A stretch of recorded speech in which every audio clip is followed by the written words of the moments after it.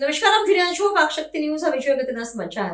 દાહોદમાં પ્રાંત અધિકારી એક્શન મોડમાં ચાર્જ સંભાળતા જ શહેરમાં શરૂ કરી મેગા ડ્રાઈવ. દાહોદ નગરપાલિકાની સત્તાની ડોર પ્રાંત અધિકારીએ સંભાળતાની સાથે આજથી દાહોદ શહેરમાં મેગા ડ્રાઈવના આયોજનના ભાગરૂપે પ્રાંત અધિકારી તથા નગરપાલિકાની ટીમે દાહોદ શહેરમાં વિવિધ સ્થળોએ ધામા નાખી ટ્રાફિકની સમસ્યાને દૂર કરવા ખાણીપીણીની લારીઓ, દુકાનો પર સરપ્રાઇઝ ચેકિંગ સહિતની કામગીરી હાથ ધરવામાં આવી હતી. દાહોદ નગરપાલિકાના પ્રમુખના સત્તાપદના 5 વર્ષ પૂર્ણ થતાં પાલિકાની સંપૂર્ણ જવાબદારી જ્યાર સુધી ઇલેક્શન નહીં થાય અને નવા પ્રમુખ જવાબદારી ન સંભાળે ત્યાર સુધી પાલિકાનો વહીવટ દાહોદ પ્રાંત અધિકારીને શીરે આવ્યો છે.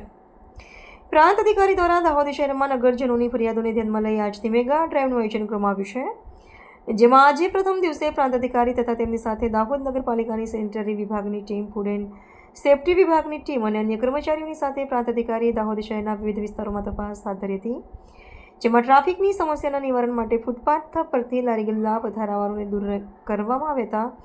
સાથે સાથે ખાણીપીણીની દુકાનો તેમજ લારીઓ પર પણ ચકાસણી હાથ ધરવામાં આવી હતી, જેમાં હાઇજીન મેન્ટેન કરવા તેમજ તે ઉપરાંત દુકાનોમાં ગેરકાયદેસર રીતે વેચાણ થતું અને વાપરવામાં આવતી પ્લાસ્ટિકના જથ્થાની પણ તપાસ કરવામાં આવી હતી. રિપોર્ટર જિગ્નેશ બારિયા.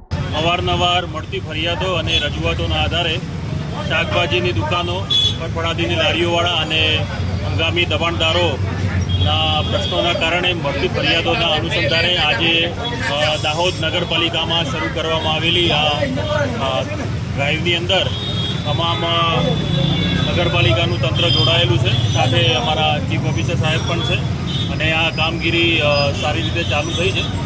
તમે જોઈ શકો છો એમ જે હંગામી દબાણ રોડ ઉપર થયેલા છે એને દબાણ હટાવવાની કામગીરી અત્યારે શરૂમાં છે અને આગામી લાંબા સમય સુધી આ કામગીરીના ડ્રાઈવના કારણે તમામ જે વિસ્તાર છે નગરપાલિકાનો એનો સમાવેશ કરી અને કોઈ પણ વિસ્તાર છૂટી ના જાય એની પણ તકેદારી રાખવામાં આવશે. સાથે સાથે જે પ્રતિબંધિત પ્રકારનું પ્લાસ્ટિક છે એનું પણ નિકાલ કરવામાં આવી રહ્યો છે, એને જપ્ત કરી લેવામાં આવી રહ્યું છે. સાથે સાથે જે અવ્યવસ્થિત પાર્કિંગ છે એનું પણ સાથે શિક્ષાત્મક કાર્યવાહી સ્વરૂપે એને દંડની પાવતી પોલીસ દ્વારા આપવામાં આવી રહી છે અને ખાદ્ય સામગ્રીનું પણ સેનેટરી ઇન્સ્પેક્ટર દ્વારા તપાસ કરવામાં આવી રહી છે.